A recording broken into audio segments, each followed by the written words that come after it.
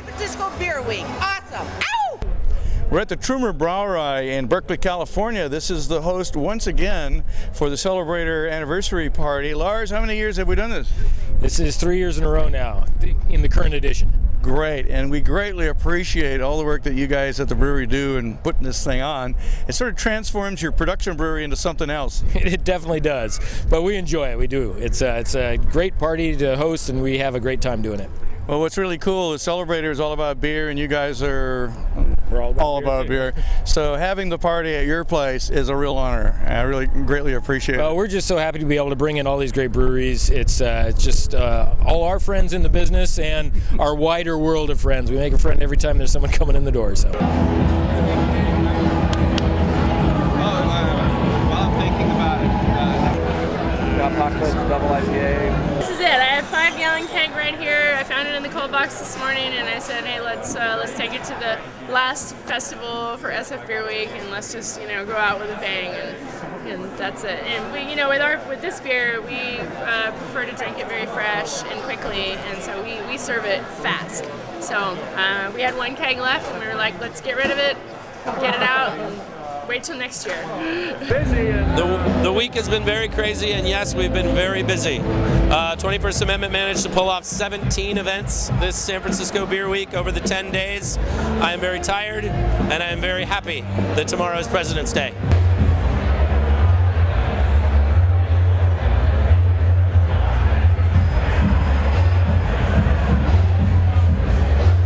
Well, we're inside the bowels of the Trumer Brauerei in Berkeley, California. This brewery produces a beer that is identical to its sister brewery in Austria.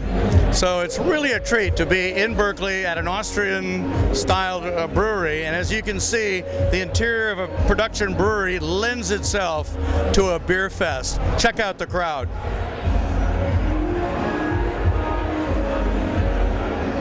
We're pretty busy. There's a lot going on with the beers. What do you like so far? Mammoth's here, yeah, Mammoth's here. It has been a chaos, but it's been fun chaos, and we got Mardi Gras next Tuesday, which just adds to the chaos, but I wouldn't miss this event for the world. So, you think you had a bad night? Let me tell you. Wow, hey look, you've got mail. Jack, you do it every year, man. I do. I have a lot of fun every year. I moonlight as a bottle cap artist, so every year I want to do something fun and different in order to really set the mood. And whatever people ask for, people ask for different items or different outfits, and I do rings, bracelets, anklets, necklaces, chain mail. There's a dreadlocks coming. There's a bustier. Today you were at the Double IPA Festival. I was, yeah. I was there judging as usual, and this was the first year that we included triple IPAs in the judging. We had 15, which we split into 2, and 2 panels of judges looked at half of them, 8 and 7, and then each pushed, one group pushed 2 forward and another pushed 3, so we had 5 in the finals then. And because there were only 15 entries, we didn't do first, second, and third. We just did a first and a second, which seemed more appropriate with that few of entries. But it was fun to do. Yeah, it was fun to try them, side by side like that, without knowing who they were. What's the criteria now for a triple? Well, triple is essentially the same as a double, but a little higher in alcohol and 100 IBUs or above, which is calculated. Obviously, that's not. It's hard to get exact numbers when you get that high. So, but that's generally where it is. Bigger than a double. And what did Sean from the 21st Amendment. I got to tell you, I don't know if anybody knows this or not, but the President, Barack Obama, was in town a few days ago, and literally, after all the meet and greets, the $1 million plates of food, dinner, fundraising campaigns, snuck in the back door at the 21A, and these are prosperous times supposedly, but the man had a bitter American, 4.4% alcohol IPA session beer, and here we are, craft beer times. Barack Obama, vote.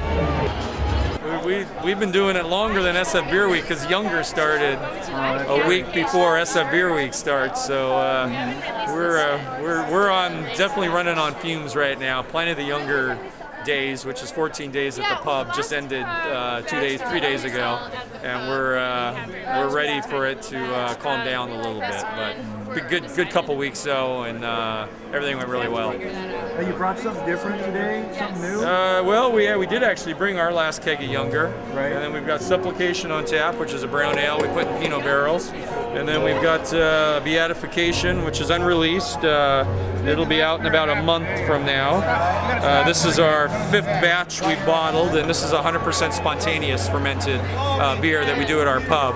And this is the very last bottling of our old process. We just recently put in a cool ship horny tank where we put the wort in an open tank, let it sit for a day or two, and then all the microbials in the air in a barrel room kind of impregnate the wort, and then when it goes into the barrels, and along with the wild yeast that was in the air and what was in the barrel, all creates a fermentation, a spontaneous fermentation.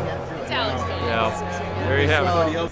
Talking to Nicole Ernie, who is the only female master cicerone in the world, and congratulations on getting your 10,000th, can't even pronounce that, cicerone. Tell people what cicerone means. The Cicerone program is a program that offers 3 tiers of professional certification for people that work in the beer industry.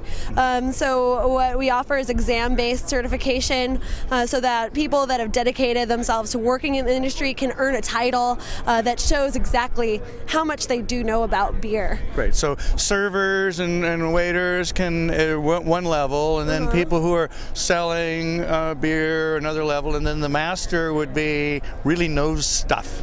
Yeah, the master Cicerone level right now, it's kind of people that are either working at a high level at distributors or kind of trailblazing their own careers. People like Rich Higgins in San Francisco. So cool. With Trey White, who is the owner of Anderson Valley Brewing Company in the beautiful town of Boonville, California. Trey, welcome to Berkeley. Great to be here, as always, Mr. Daldorf. Well, we are honored to have Anderson Valley with us again. You guys have been with us from the very beginning. In fact, we both started about the same time, 88, 89. Right. Yeah. Well, I just bought the brewery a couple of years ago, so I've only been around for a short period, but we're having a lot of fun. And you bought a legacy brewery. You bought one of the greatly honored breweries in the industry. Your legend is storied. Let me put it that way.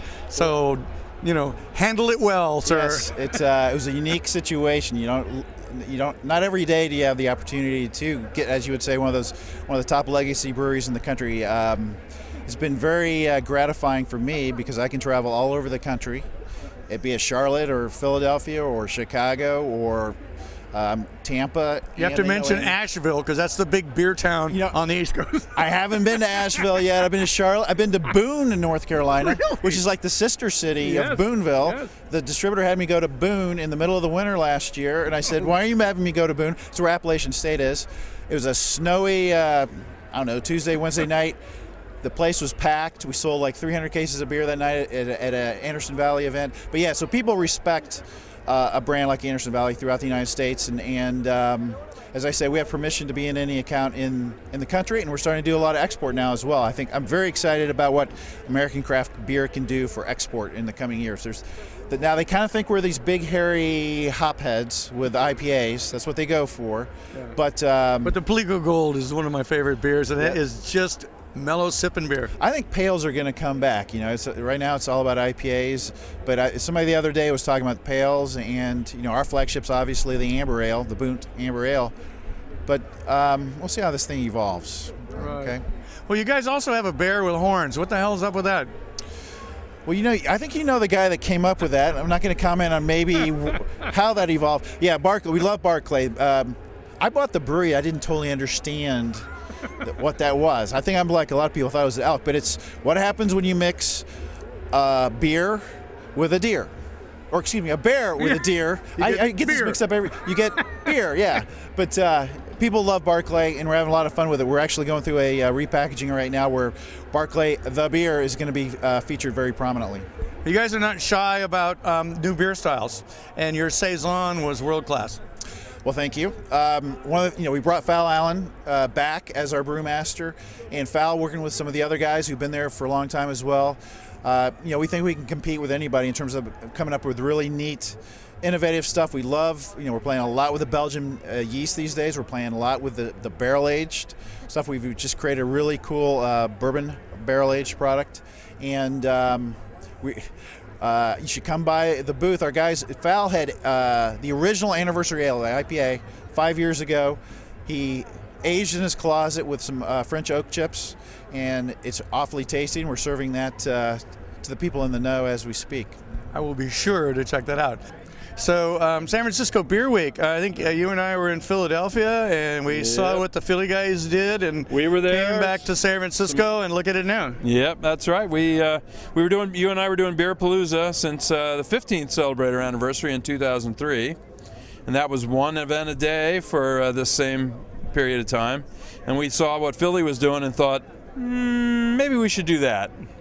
And and some other people were out there too, like Dave McClain, Sean O'Sullivan, Chef Bruce, and we came back and all said, we should do this in San Francisco, and that's what we did. And this is the 4th year we've been trying it, and it's just getting bigger and better every year. So in our little pea brains, we randomly said, well, February is not a very exciting month for beer. Why don't we do it then? Everything's dark. Nobody's doing anything. Their sales are in the dumper. Yeah. What happened to sales in February? Well, that's the real win for everybody, I think. For most beer companies and retailers and bars, February was one of the 2 worst months of the year. Between January and February, it was a crap month. And now we're hearing reports that for a lot of companies, it's their best month of the entire year.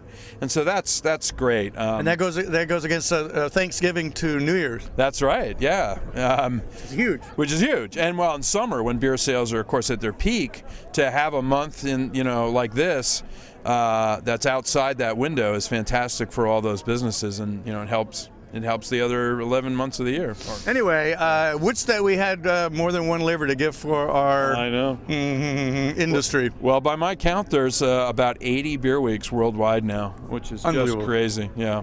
And then, Michael, the last question to you is, where is this all going, this beer industry? I mean, it just seems on a tear. We got, 700 breweries in the works nationally. Where is this going? You think it's got to level off at some time. It's hard to say. I mean, back in the 19th century, at the peak, there were over 4,000 breweries, and that's when beer didn't travel, and every community had at least one. Are we going back to that kind of situation? Maybe. I mean, certainly a lot of people are putting an emphasis on buying local products. So it seems like with that kind of idea in mind, every community could support at least a small brewery, so it could keep rising. It's a question of where people can make money, how many big brewers there'll be, how many medium-sized brewers, I think. But I think there's enough room for everybody, just if everybody plays nice. Yeah, it seems like the parameters are different, but the user base is the same. Yeah. People love beer, but now instead of how many breweries does it take to make beer that you can drag to the accounts in a horse-drawn wagon in barrels, the distribution thing is all different, but they seem to be filling this pipeline. They do. I mean, they're finding different ways to get to market, non-traditional ways.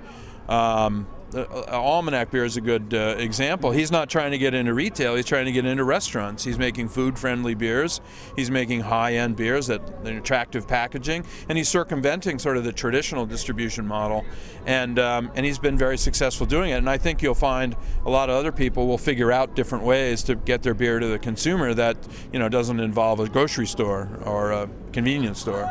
So. Right, and I like the wine analogy, because we saw the same thing happen in the 70s with wineries. And then people were saying, well, how many wineries can they have? And look at it now. How many can they have? As many as you like. Exactly right. Jay Brooks, thank you so much. You bet.